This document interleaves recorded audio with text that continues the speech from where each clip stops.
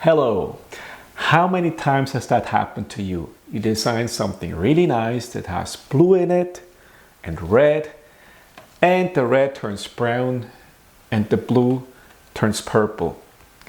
Well, that's called color shift. And whenever you go from your computer to your printer and also to a commercial printer, there's a color shift. So the ideal way is to have a chart where you can see the color and then put the number of that color into your computer. So you basically know what you're going to get. It might not look the same on the screen, but you know the end product. And that's why we created this really nice color chart. There's a few colors that we represent here, and it helps you a little bit to design. So let's say you like this orange here. And this orange might look different on your computer than in the final print.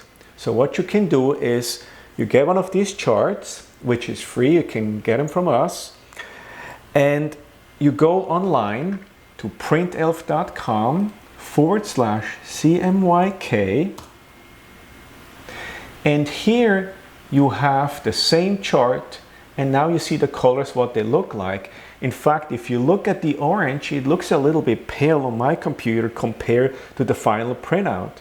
So don't worry when you design it with this slightly pale looking orange. This is what you're going to get. So now, how do you know how to set up your computer?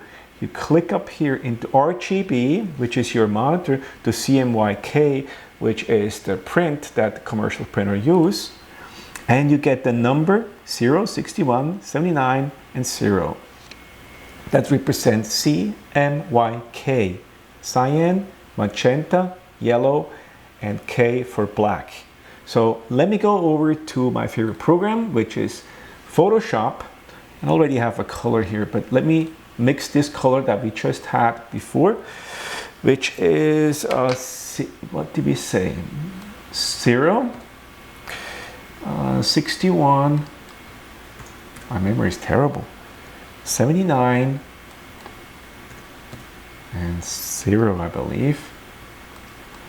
Okay, I hit OK and Alt backspace, and now you see that orange, and you can compare it from your screen to the final print. And you see it looks, on my screen at least, it looks pale. But what you're going to get is this here. So it's really great to use this chart because you basically select the color, you enter the value the way I just did, and what you're going to get is this. Now additionally, we also created this Pantone colors back here in Adobe Illustrator. You can select the color, and up here the white colors represent the Pantone color.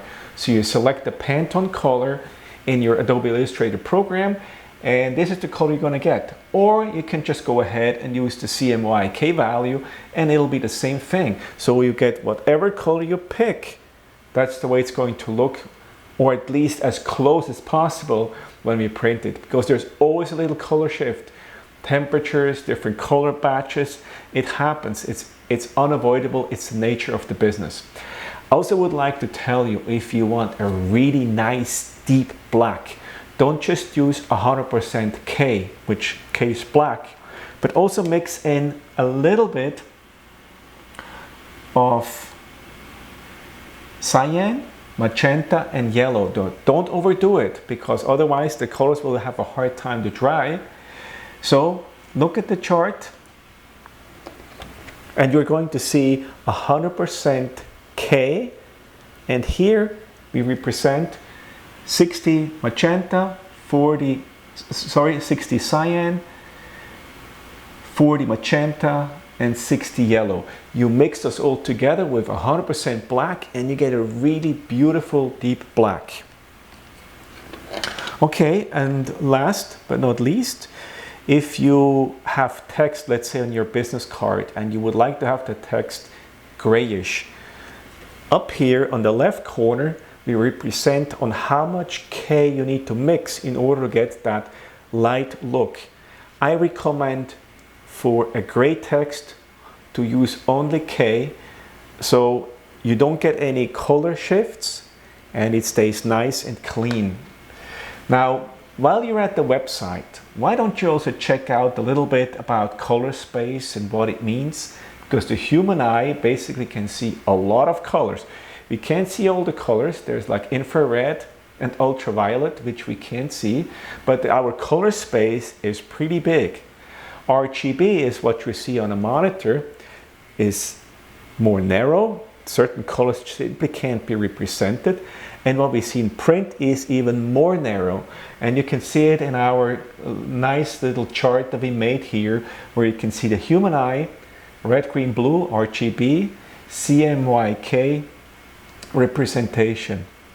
Also, while you're at it, have a look at RGB and CMYK mode.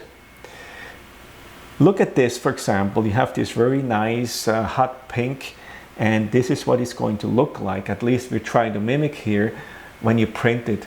These colors here, they look great on your monitor, and again, they're out of the color gamut. They cannot be printed. So the computer will approximate and shift out, and it looks kind of grayish. It really doesn't look as nice. Same with the blues, you have to watch out. Look at the values, the way you should mix them, so you get a really nice blue and not a purple shift. And if you would like to have a black and white image, try to filter out all the colors and stay with only black, only K. Otherwise, you might get a little bit of a yellow tint or a greenish tint, which looks awful once it's printed. It might look really nice on screen, you love it, but then once you print, you're really shocked when you get it. Okay, I hope you subscribe, because we're going to make a lot more nice videos for you to help you a little bit along with design. Thank you very much and have a great day.